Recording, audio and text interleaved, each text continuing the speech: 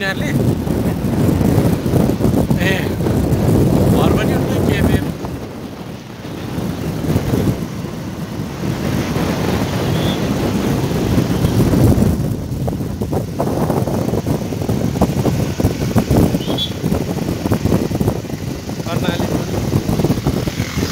Pass गर्दैछौँ चिसापानीबाट हामी चाहिँ बर्दिया लाग्दैछौँ।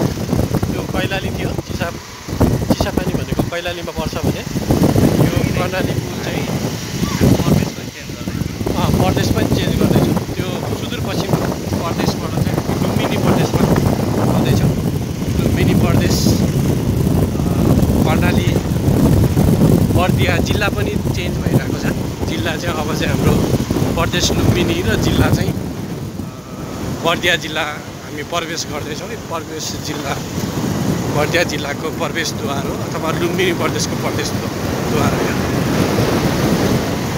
अब हाम्रो बर्दिया नेसनल पार्क पनि सुरु हुन्छ।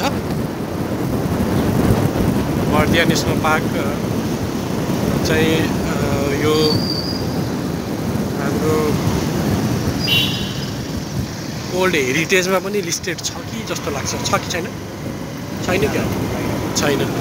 बर्दिया नेसनल पार्क आफैमा धेरै नै इतिहास बोकेको नेसनल पार्क हो। यहाँ विभिन्न थरीका जीव जन्तुहरू पाइन्छ, पशु पक्षीहरू पाइन्छ। यहाँको सबभन्दा पहिलो आकर्षण भनेको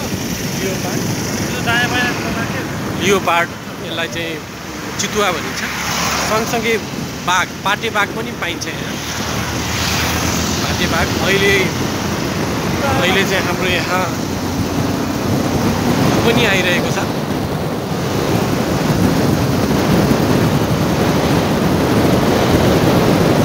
एकसिङे गैंडा पनि चितवनबाट चाहिँ सिफ्ट गरिएर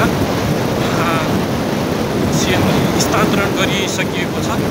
अब अहिले यहाँ चाहिँ त्यति धेरै फ्रस्ट आएको चाहिँ थिएन, तैपनि एकसिङे गैंडा पनि छ।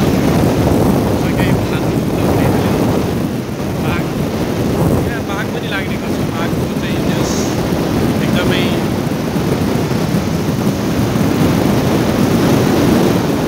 पाइने ठाउँ हो बाघ।